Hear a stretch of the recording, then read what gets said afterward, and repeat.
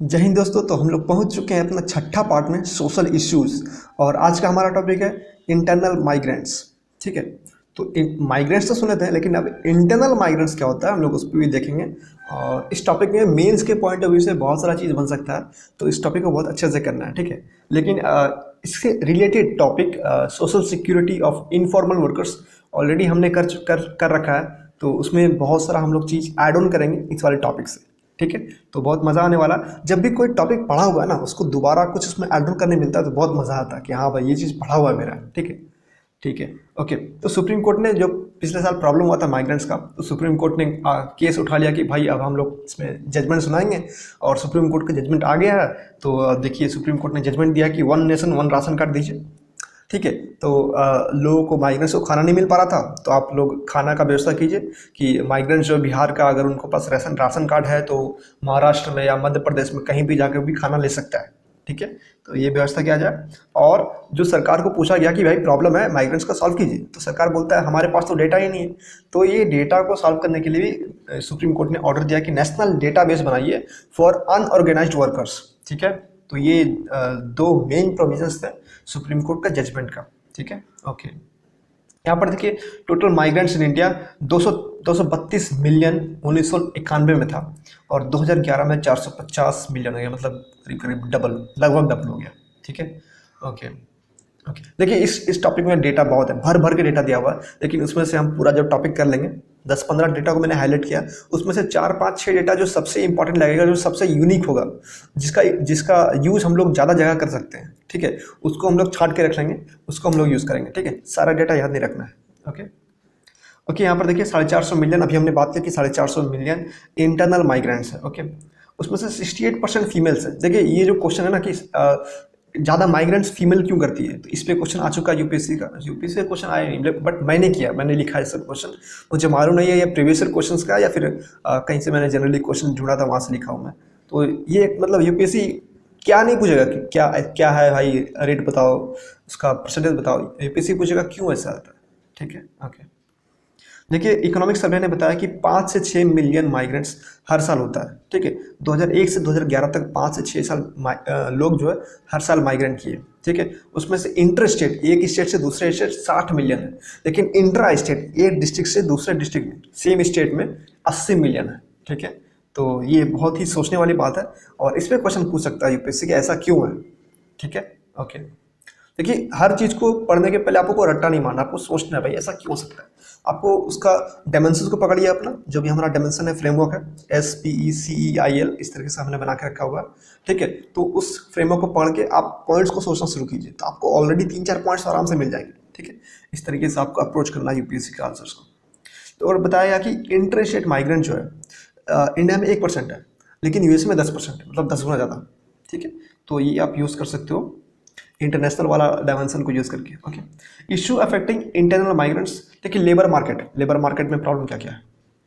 Low wages, social security नहीं मिलता है, पेंशन नहीं मिलता है, आपका जो मैटरनल बेनिफिट्स है वो नहीं मिलता है। ठीक है। बच्चों तो अलग हो गया। और इसमें क्या हो सकता है, वल्नरेबल है, मतलब कभी भी नौकरी से निकाला जा सकता है। तो ये सारे प्रॉब्लम्स है लेबर मार्केट का। Okay. Apathetic to the needs of the migrants. जो हमारा एडमिनिस्ट्रेशन है वो अपेथेटिक है, मतलब वो इंटरेस्ट शो नहीं करता, उसके लिए कोई काम नहीं करता। जैसे कि मान लीजिए कि यहाँ का जो लोग है, बिहार के लोग मध्य प्रदेश के या महाराष्ट्र के, तो वहाँ के जो एडमिनिस्ट्रेशन है वो यहाँ के माइग्रेंट्स के लिए काम नहीं करेंगे, मतलब ध्यान नहीं देते हैं बेसिकली। ठीक है। Childrens of the migrants are the most unrecognised. ठीक है। अनरिकॉग्नाइज्ड और मोस्ट वल्नरेबल। ठीक है। क्योंकि बच्चे जाते हैं वहाँ पर, मान लीजिए कि उनकी जो माएँ हैं वो किसी कंस्ट्रक्शन साइट में काम कर रही है, तो बच्चे भी वहीं पर खेलेंगे, आसपास खेलेंगे, तो उनको भी प्रॉब्लम होगा, हेल्थ प्रॉब्लम होगा। ठीक है। एजुकेशन तो नहीं मिल पाएगा, वहाँ पर रहेंगे क्या होगा। ठीक है। तो ये जो बहुत ही अनरिकॉग्नाइज्ड है और बहुत ही ज़्यादा वल्नरेबल है। ठीक है। तो बच्चों को ध्यान में देना बहुत ज़रूरी है। तो यहाँ पर कुछ डेटा है जो आप बच्चों को देख सकते हो, लेकिन अब मैंने डेटा को कम से कम हाईलाइट करने की कोशिश किया। जहाँ पर आपको लगे कि ये पॉइंट यूनिक है वो उसमें डेटा मत डालिए, लेकिन जहाँ पर लगे कि ये पॉइंट एकदम जनरल है तो उसमें डेटा डालना पड़ेगा या फिर एग्जाम्पल डालना पड़ेगा, दोनों में से कोई एक डालना है। ठीक है। हाउसिंग एंड सैनिटेशन, क्योंकि जहाँ से जो लोग जाते हैं वो स्लम वगैरह में रहते हैं, वहाँ पर हाउसिंग भी सही नहीं है और सैनिटेशन भी सही नहीं है। हेल्थ से रिलेटेड इशू होगा। ठीक है। अब सैनिटेशन नहीं है तो हेल्थ से रिलेटेड इशू तो होगा ही ना। Okay, can not exercise voting rights, क्योंकि वहाँ का जो इलेक्टोरल है वहाँ पर उनका नाम रजिस्टर्ड नहीं है, तो वो लोग वोटिंग राइट्स को भी ये नहीं कर सकते हैं, एक्सेस नहीं कर सकते हैं, ठीक है, एक्सरसाइज नहीं कर सकते हैं। और उनको कोई मतलब नहीं बनता है, क्योंकि वो लोग वोट देना भी नहीं चाहते हैं, मतलब क्या ही करेंगे देखिए, क्योंकि वहाँ का सरकार उन पर ध्यान देने वाली है नहीं, और वो थोड़े टाइम के लिए फिर तो वापस वापस आना है घर, ठीक है। Okay okay, identity and registration जो भी स्टेट में होता है ना, जैसे हम लोग का जो सिटीजनशिप है इंडिया का मिलता है, जैसे वोटिंग कार्ड मिलता है, ठीक है, तो स्टेट का भी एक डोमिसाइल मिलता है रेसिडेंशियल, ठीक है, क्योंकि आपको स्टेट की बेसिस पे बहुत सारा जगह में आपको रिजर्वेशन मिलता है, जिस तरीके से मान लीजिए कि IIT धनबाद या फिर NIT है, तो अगर ये झारखंड में है तो झारखंड के बेसिस पे आपको कुछ ना कुछ रिजर्वेशन उसमें मिलेगा, ठीक है। IIT धनबाद में नहीं मिलता है शायद, लेकिन NIT वगैरह में मिलता है। तो इस तरीके से आप स्टेट कोई मेडिकल कॉलेज में जाइएगा तो वहाँ पर मिलता है उसको स्टेट के बेसिस पे रिजर्वेशन। तो इस तरह के बेनिफिट्स वो लोग नहीं ले पाते हैं, क्योंकि वहाँ पर वो रेस्ट नहीं करते हैं, कर सकते हैं बट करते नहीं हैं, ठीक है। लिटिल और नो अपवर्ड मोबिलिटी, वो लोग जो माइग्रेंट वर्कर यहाँ से गए हैं किसी अनऑर्गेनाइज इलाका में काम करते हैं, अनऑर्गेनाइज सेक्टर में काम करते हैं, कंस्ट्रक्शन साइट में काम कर रहे हैं, फैक्ट्री में मजदूर जैसा काम कर रहे हैं, तो वो ऊपर नहीं बढ़ पाएंगे, वो वहीं रह जाएंगे हमेशा के लिए, ठीक है, तो वो ऊपर नहीं बढ़ पाते हैं, ये एक प्रॉब्लम है। Okay okay, marginalisation of migrants, क्योंकि हम लोग जानते हैं कि यहाँ पर देखिए son of the soil ideology Maharashtra में बहुत फेमस हुआ था, जो हमारा बाला साहब ठाकरे हैं, उनका जो शिवसेना पार्टी है ना, उन्होंने ये शुरू किया था, तो ये उस टाइम से बहुत फेमस है। जो क्योंकि महाराष्ट्र में बाहर से बहुत सारे लोग माइग्रेंट कर जाते हैं, मध्य प्रदेश, झारखंड, बिहार, उत्तर प्रदेश, यहाँ से बहुत लोग माइग्रेंट करते हैं, तो उनका प्रॉब्लम ये था कि वहाँ के लोगों को चीज़ नहीं मिल पा रही थी, यहाँ के लोग सारा चीज़ ले रहे थे, सारा बेनिफिट्स ले रहे थे। उनका बात भी सही है, गलत नहीं है, लेकिन हमें एक बैलेंस्ड अप्रोच रखना चाहिए, ठीक है। वहाँ के यहाँ के जो लोग वहाँ जाते हैं उनको आउटसाइडर जैसा बिहेव किया जाता है कि आप लोग बाहर से हो, ठीक है। तो ये सब हो गया, और यहाँ पर देखिए एडिशनल इश्यूज़ क्या क्या है। एडिशनल ये सारे इश्यूज हैं, इसमें कोविड-19 से रिलेटेड इशू क्या क्या है, ठीक है। देखिए कोविड-19 वाला पॉइंट है, हमको हर एक टॉपिक में हर एक आंसर में इंटीग्रेट करना है और करेंगे, ठीक है, किसी ना किसी तरीके से करेंगे इसको, ठीक है। मोबिलिटी क्राइसिस, क्योंकि हम लोग जानते हैं लॉकडाउन लग गया था, आना जाना मना है, मोबिलिटी मतलब वहाँ देख लीजिए कि वहाँ से लोग आ नहीं पाते, यहाँ पर सोनू सूद ने हेल्प किया था, ठीक है, तो ये सब प्रॉब्लम है। Related to food shelter and loss of wages, क्योंकि अगर अनऑर्गेनाइज सेक्टर में काम कर रहे हो तो आपको निकाल दिया गया कोविड-19 के टाइम में, तो घर नहीं है, घर था मतलब कि आप उसका पे नहीं कर पा रहे हो, तो आपको निकाल दिया गया, ठीक है, खाना नहीं है, ठीक है, लॉस ऑफ वेजेस तो ही है, मतलब इसी कारण तो सब कुछ हुआ, ठीक है। हायर रिस्क ऑफ इन्फेक्शन, आप निकले हो बाहर तो इन्फेक्शन तो होगा ही। इंक्रीज इन अनएम्प्लॉयमेंट, तो अनएम्प्लॉयमेंट बहुत ज़्यादा, और यहाँ पर डेटा दिया हुआ था ILO का, ये वर्ल्ड वाइड डेटा, इंडिया से रिलेटेड डेटा नहीं है, तो इंडिया से रिलेटेड डेटा हम लोग ने ऑलरेडी कर रखा है, मैंने नोट्स पे कर रखा है, मुझे एक्चुअली याद नहीं है, मैं याद कर लूँगा उसको, ठीक है। तो ये डेटा काफ़ी ज़रूरी है। Limited access of vulnerable groups like women to their support network, ठीक है। यहाँ पर बताया कि increase risk of gender based violence, क्योंकि कोविड-19 के टाइम में लोग इरिटेट हो गए हैं, मतलब पैसे नहीं आ रहे हैं घर पे, तो महिलाओं पर अत्याचार कर रहे हैं, वायलेंस कर रहे हैं, और महिलाएं जो है अब जा नहीं पाती है बाहर, क्योंकि लॉकडाउन के कारण वो SHG या फिर कोई भी कम्युनिटी है जहाँ पर उनको हेल्प मिल सकता है, उनसे कनेक्शन टूट गया है, लॉकडाउन है, ठीक है। तो ये सारी प्रॉब्लम्स है, ओके। सो मूविंग अहेड, अब देखते हैं कि अब सरकार ने क्या क्या स्टेप्स लिया है, ठीक है।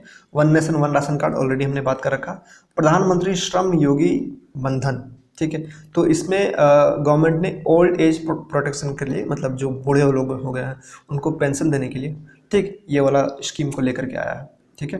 अनऑर्गेनाइज सेक्टर में जो भी लोग होते हैं ना, काम कर रहे हैं 60 साल 65 साल तक काम किए, लेकिन अनऑर्गेनाइज सेक्टर में, ठीक है, तो उनको ये पेंशन देने के लिए सरकार ने ये वाला स्कीम लेके आया। प्रोजेक्ट चंगाती, जो ये बच्चे होते हैं ना, जहाँ पर वो लोग रहते हैं, माइग्रेंट्स जो है बच्चे रहते हैं, तो माइग्रेंट्स के बच्चों के लिए केरल गवर्नमेंट ने ये प्रोजेक्ट चंगाती करके स्टार्ट किया था, ठीक है। केरला स्टेट लिटरेसी मिशन, ठीक है, ये इनका मिशन था, तो याद करें प्रोजेक्ट चंगाती भी जस्ट सफिशिएंट रिमेंबर, ठीक है। आयुष्मान भारत स्कीम ऑलरेडी हम लोग जानते हैं कि हेल्थ से रिलेटेड ये बहुत बड़ा फ्लैगशिप प्रोग्राम है, ठीक है। आपको कहीं भी जाना है, कहीं भी किसी भी हॉस्पिटल में जाइए तो आपको इलाज होगा, ठीक है। और देखिए यहाँ पर लेजिस्लेशन का बात किया जाए तो 2008 में unorganised sector social security act आया था, और यहाँ पर कोड ऑफ सोशल सिक्योरिटी 2020, तो इस पे तो हमने ऑलरेडी वीडियो कर रखा है, जो मैंने बताया कि ना सोशल सिक्योरिटी वाला पार्ट है, तो इसी के ऊपर न्यूज़ था, इसी के ऊपर सारा ये दिया हुआ, मैं दिखा देता हूँ एक सेकेंड। ये रहा social security inform workers, okay या